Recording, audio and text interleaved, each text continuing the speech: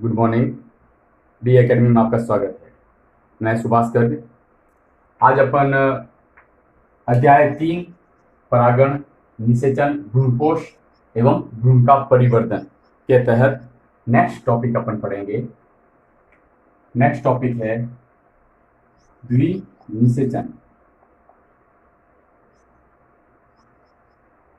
एवं त्रिपसलयन।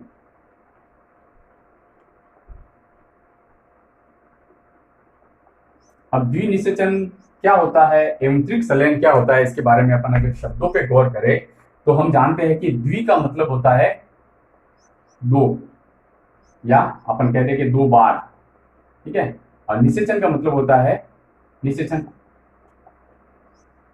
ठीक है ना। यानी इन चीजों से क्या चीज सामने निकल करके आई कि दो बार जब निषेचन होता है तो उस स्थिति को अपन क्या कहेंगे, द्विनिषेचन कहेंगे, यानी कि डबल फर्टिलाइजेशन अपन कहेंगे, ठीक है।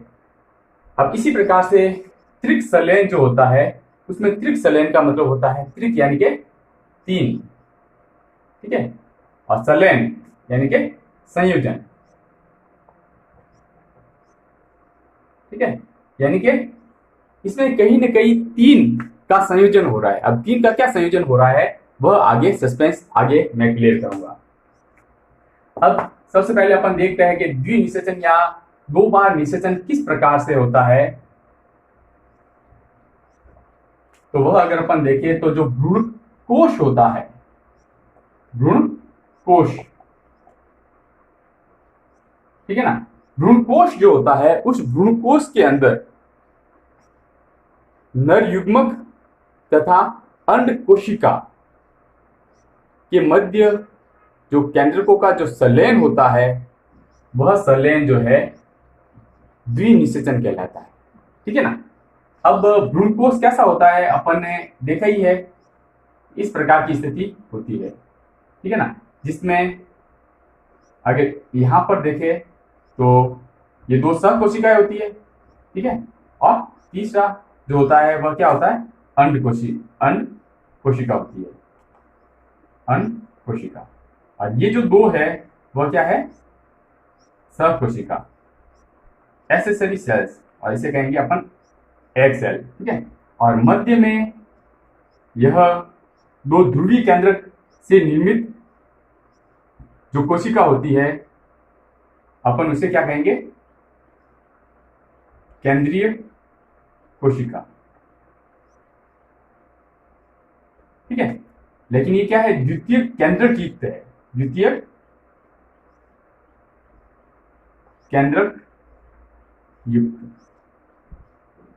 जिसे अपन ध्रुवीय केंद्रक भी कहते हैं, ध्रुवीय केंद्रक युक्त, क्योंकि ये ध्रुवों से आते हैं दोनों केंद्रक, एक केंद्रक इस ध्रुव से आता है, एक केंद्रक इस ध्रुव से आता है, इसलिए अपन इसे ध्रुवीय केंद्रक भी कहते हैं।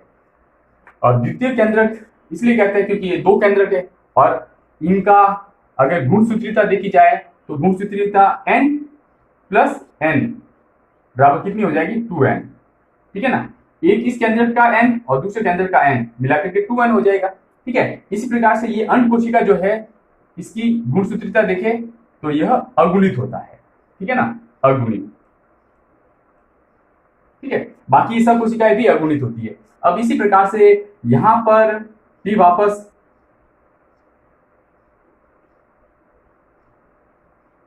तीन कोशिकाएं होती है जिसे अपन प्रतिमुखी कोशिकाएं,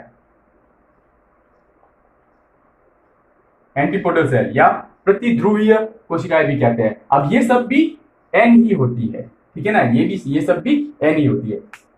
अब क्या होता है, अपन ने पढ़ा था कि पराग नलिका से, ठीक है ना, पराग नलिका से होते हुए जो नर युग्मक आते हैं, अपन ने देखा था कि इसके अंदर दो नर युग्मक होते हैं, ठीक है ना, नर युग्मक, इनकी संख्या कितनी होती है, दो होती है। लेकिन ये कैसे होते हैं, अगुणित होते हैं, यानी कि n होंगे अगुणित। और तीसरी जो है काई कोशिका होती है वह बाद में नष्ट हो जाती है। अब क्या होता है कि ये दो नर युग्मक जो है इधर से आएंगे, माइक्रोपाइल या बीजाणु द्वार से होते हुए प्रवेश करेंगे। और इसमें मैंने बताया था कि सकोशिका और अंड कोशिका के मध्य से प्रवेश कर सकते हैं, या भ्रूणकोश की भित्ति और सकोशिका के मध्य से प्रवेश कर सकते हैं, या सकोशिका को नष्ट करते हुए भी यह पराग नलिका इसके अंदर प्रवेश कर सकती है। ठीक है, अब इसके अंदर जो प्रवेश की है, इसमें दो नर युग्मक होते हैं। अभी मैंने बताया दो नर युग्मक होते हैं। तो पहला जो नर युग्मक है, पहला नर युग्मक जो है वह अंड कोशिका के साथ में संयोजित होगा। ठीक है, तो अगर अपन देखें तो ये अंड कोशिका होगी, अंड कोशिका के साथ में ये नर युग्मक, कौन सा वाला, प्रथम नर युग्मक जो है वह संयोजित होगा। इस संयोजन या संलयन को अपन क्या कहेंगे, इस संयोजन या संलयन को अपन क्या कहेंगे, निषेचन कहते हैं या युग्मक संलयन कहते हैं। ठीक है, युग्मक संलयन कहते हैं क्योंकि ये दोनों ही युग्मक है, अंड कोशिका भी युग्मक है और नर युग्मक जो है वह भी युग्मक है। ठीक है ना, तो यह युग्मक संलयन कहलाता है। और इसकी गुणसूत्रीता देखें तो अंड कोशिका में n है और नर युग्मक में n है, यानी n प्लस n कितना हो गया, 2n हो गया।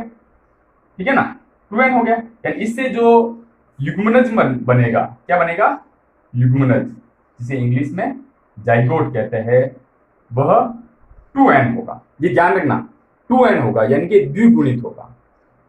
ठीक है, और इस युग्मनज में ही आगे विभाजन जब होता है तो उसे भ्रूण या एम्ब्रियो का निर्माण होता है और वह भी 2n ही होता है। तो इस प्रकार क्या हुआ, इस भ्रूणकोश में, ये क्या है, भ्रूणकोश, भ्रूणकोश। ठीक है, इस भ्रूणकोश के अंदर नर युग्मक तथा अंड कोशिका, इन दोनों का संलयन हुआ है।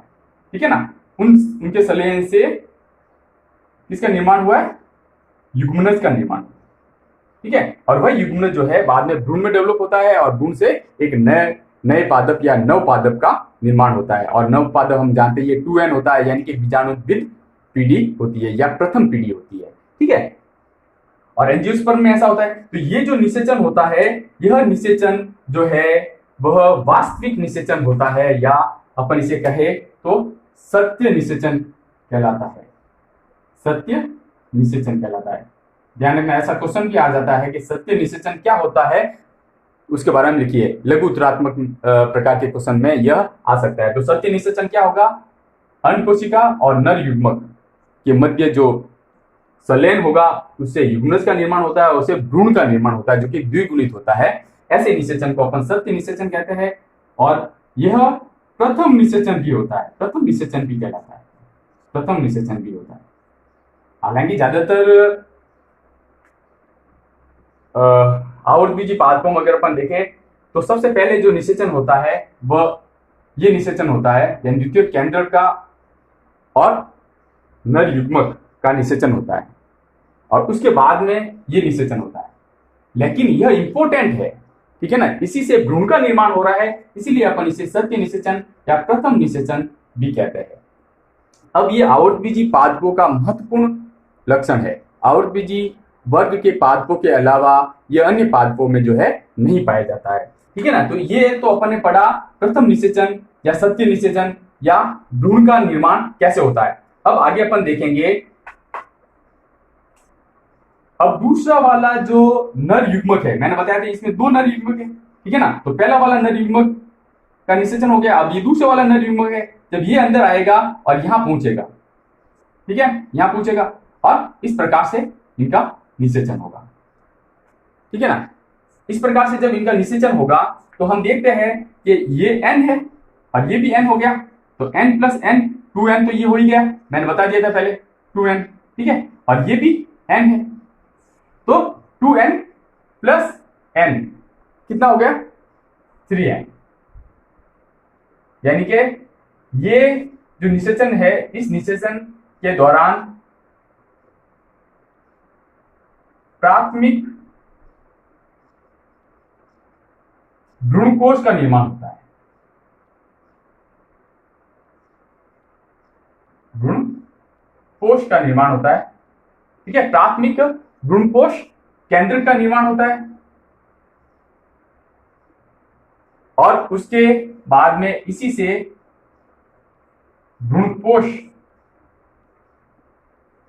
में यह डेवलप होता है। भ्रूणपोष, एंडोस्पर्म जिसे इंग्लिश में कहते हैं एंडोस्पर्म। नारियल पानी में वगैरह अपन पीते हैं ना, तो वह एंडोस्पर्म या भ्रूणपोष ही होता है। अब ये जो भ्रूणपोष होता है वह 3n होता है। ठीक है, 3n होता है, यानी कि इसकी सूत्र गुणिता या गुणसूत्र गुणिता अगर अपन देखें तो 3n होता है। ठीक है ना, यानी कि अपन अगर बात करें तो यह त्रिगुणित होता है, त्रिगुणित होता है ये वाला। ठीक है, द्वितीय केंद्रक, क्योंकि 2 केंद्रक है इसमें। ठीक है, प्लस दूसरा अगुणित नर युग्म, इन दोनों के मिलने से 2n हो गया, अब 3n मिला करके 3n बन गया। ये त्रिगुणित है। ठीक है ना, अब ये त्रिगुणित होता है। ठीक है, और भ्रूणपोष का निर्माण करता है और यह द्वितीय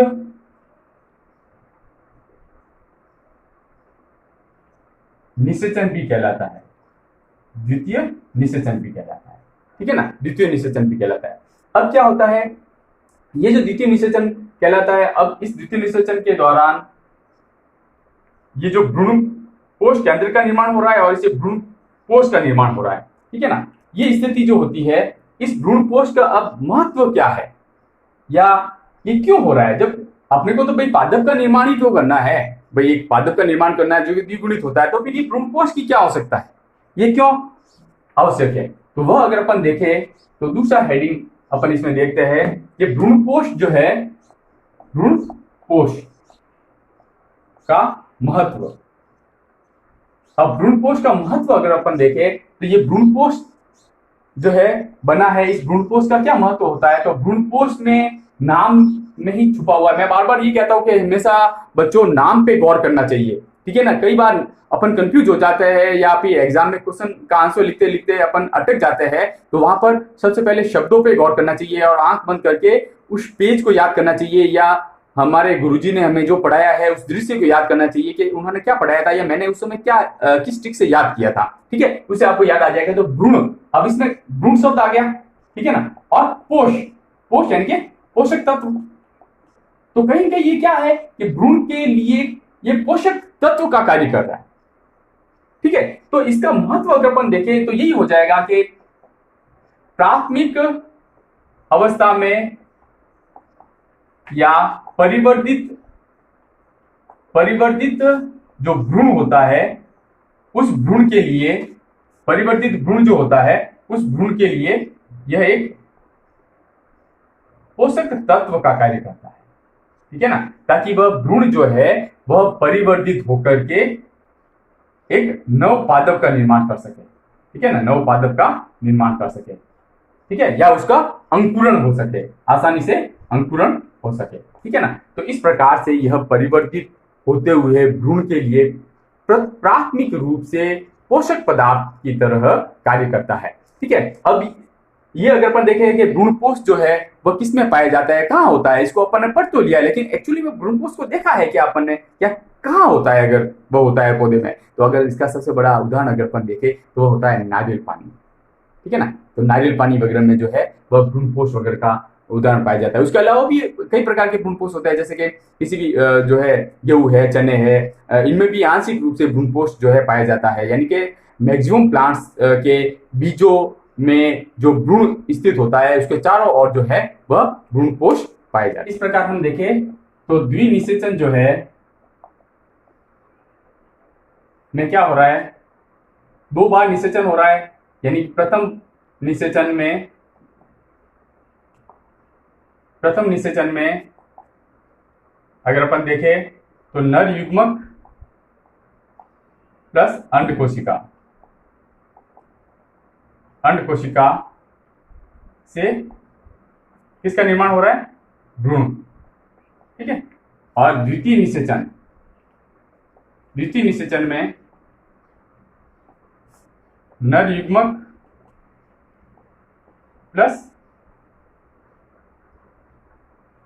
द्वितीयक केंद्रक के मध्य में जो निषेचन हो रहा है उससे किसका निर्माण हो रहा है? भ्रूणपोष। ठीक है, तो ये दो बार निषेचन हो रहा है। भ्रूणपोष का जब निर्माण हो रहा है इसमें क्या है?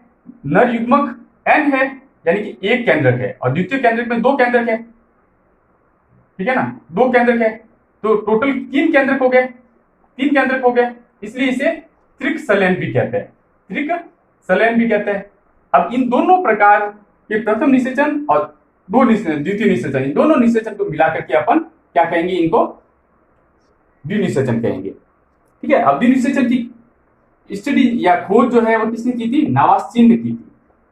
नावास्चिन 1898 में, ठीक है ना, लीलियम में की थी। ठीक है ना, फ्रीटिलेरिया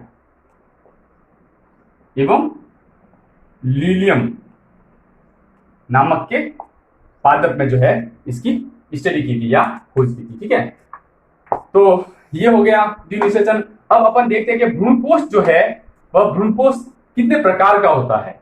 भ्रूणपोष और उसके प्रकार, भ्रूणपोष एवं उसके प्रकार अपन देखते हैं। भ्रूणपोष एवं उसके प्रकार, तो भ्रूणपोष क्या होता है वह अपन ने देख ही लिया है कि वह त्रिगुणित होता है और त्रिक सलेन के दौरान इसका निर्माण होता है।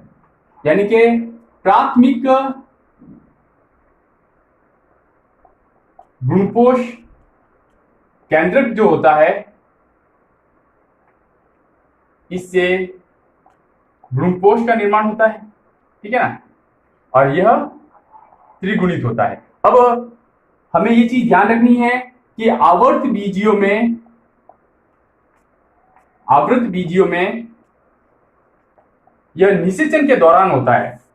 ठीक है ना, निषेचन के दौरान होता है, जबकि अनावृत बीजियों में जिम्नोस्पर्म जो होते हैं ना, अनावृत बीजी पादप जो होते हैं, अनावृत बीजियों में जिसे अपन जिम्नोस्पर्म कहते हैं, जिम्नोस्पर्म, उसमें निषेचन के पहले ही भ्रूणपोष का निर्माण हो जाता है।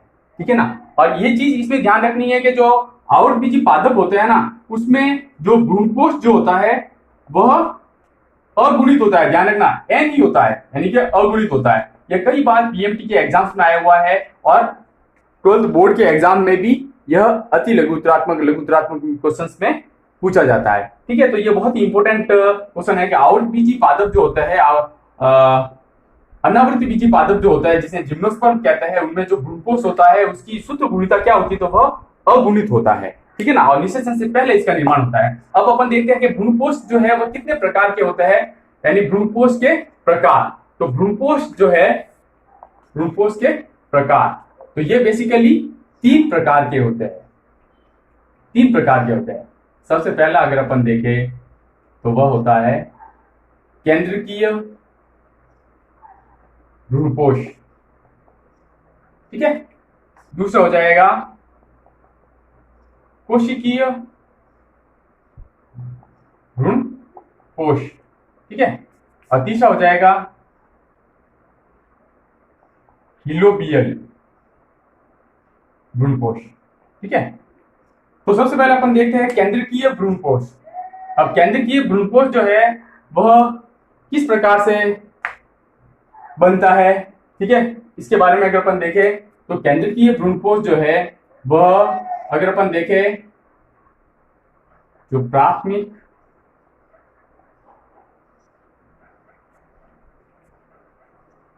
भ्रूणपोष केंद्रक होता है उसमें आगे स्वतंत्र केंद्रकीय विभाजन से अनेक केंद्रकों का निर्माण होता है। ठीक है ना, अनेक केंद्रकों का निर्माण होता है। अब ये केंद्र क्या है? परिधि की तरफ व्यवस्थित हो जाते हैं। अब ये केंद्र परिधि की तरफ व्यवस्थित हो जाते हैं इस प्रकार से, और इनके बीच में एक बड़ी सी रिक्तिका आ जाती है, यह रिक्तिका है। ठीक है, और ये बहुत सारे केंद्र थे। अब ये किसमें घटना हो रही है भ्रूण कोश में, ठीक है ना। और कुछ समय बाद में इन केंद्रकों के चारों ओर कोशिका भित्ति का निर्माण हो जाता है, ठीक है। तो ऐसी स्थिति में ये बहुत सारे केंद्रक जो है इसमें बिखरे हुए रहते हैं, ठीक है। इसका सबसे बहुत बढ़िया उदाहरण अगर अपन देखें तो वह है नारियल पानी, ठीक है ना। नारियल पानी जो है वह केंद्रीय भ्रूणपोष का उदाहरण है। यह सवाल कई बार एग्जाम में भी आया है, ठीक है। तो उस पानी में ये केंद्रक जो है बिखरे हुए रहते हैं, इसलिए इसे केंद्रीय भ्रूणपोष कहते हैं। आगे अपन देखें तो कोशिकीय भ्रूणपोष का उदाहरण देखते हैं। कोशिकीय भ्रूणपोष,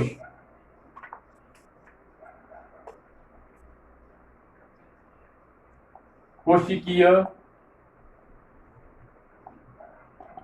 भ्रूणपोष। अब क्या होता है कोशिकीय भ्रूणपोष, यानी कि वह जो भ्रूणपोष होता है, ये भ्रूणकोष है, इसके अंदर इससे जो भ्रूणपोष का निर्माण होगा, भ्रूणपोष। अब प्राथमिक भ्रूणपोष केंद्रक जो बनेगा, इस प्राथमिक भ्रूणपोष केंद्रक में आगे विभाजन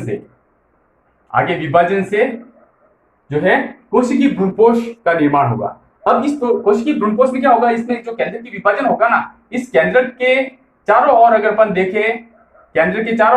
देखें, तो कोशिका भित्ति का निर्माण हो जाता है, ठीक है ना। ये तो भ्रूण है, ठीक है ना। कोशिका भित्ति का निर्माण हो जाता है, इसलिए अपन इसे कोशिकीय भ्रूणपोष कहते हैं। अब ये किसमें पाया जाता है, उदाहरण अगर अपन देखें तो गैमोपेटली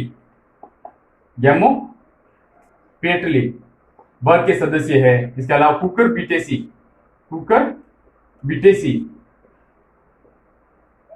के सदस्य है। मैग्नोलिया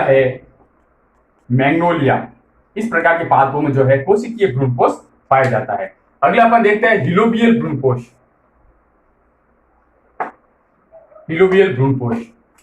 तीसरा प्रकार देखते हैं हिलोबियल भ्रूणपोष।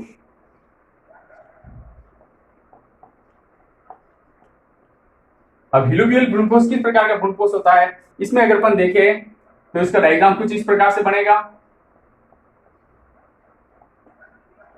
ठीक है ना। अब इसमें क्या होता है, इसमें भी जो प्राथमिक भ्रूणपोष केंद्रक होता है, उसमें केंद्र की विभाजन होता है और उसमें दो कोशिकाएं बन जाती है, एक छोटी कोशिका और एक बड़ी कोशिका, ठीक है ना। और इस प्रकार से हिलोबियल भ्रूणपोष का निर्माण होगा। अब हिलोबियल भ्रूणपोष जो है वह प्रथम दो भ्रूणपोष जो है केंद्रीय भ्रूणपोष और कोशिकीय भ्रूणपोष का मध्यस्थ होता है, या मध्यम प्रकार का भ्रूणपोष होता है, ठीक है। इन दोनों प्रकार के भ्रूणपोष के प्रथम और द्वितीय जो भ्रूणपोष है उनके मध्य प्रकार का भ्रूणपोष यह होता है, ठीक है। तो यह जो है अगर अपन देखें तो हिलोबियल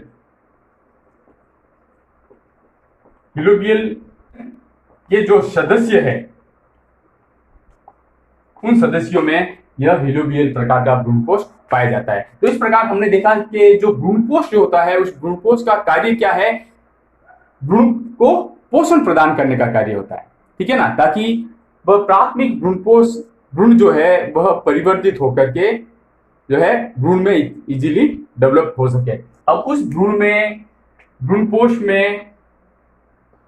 भ्रूणपोष में सारे महत्वपूर्ण पोषक पदार्थ पाए जाते हैं, जैसे कार्बोहाइड्रेट है, प्रोटीन है, वसा है, ये सारे महत्वपूर्ण पोषक पदार्थ पाए जाते हैं। तो इस प्रकार अपन कह सकते हैं कि पादपों में अगर अपन देखें तो नारियल पानी है, ये भ्रूणपोष है, ये इस प्रकार के ऐसे पदार्थ है जिसमें सारे महत्वपूर्ण पोषक अवयव जो है उपस्थित होते हैं। इसीलिए नारियल पानी जो है कई पेशेंट्स को पीने के लिए या आम लोगों को पीने के लिए सजेस्ट किया जाता है डॉक्टर द्वारा, ठीक है, क्योंकि इसमें बहुत महत्वपूर्ण पोषक पदार्थ उपस्थित होते हैं। Thank you. आगे आप जिन्होंने मेरा चैनल सब्सक्राइब नहीं किया है वो मेरा चैनल सब्सक्राइब कर सकते हैं, और आगे अपने मित्रों को मेरा चैनल सब्सक्राइब करने के लिए आप सजेस्ट कर सकते हैं। Thank you.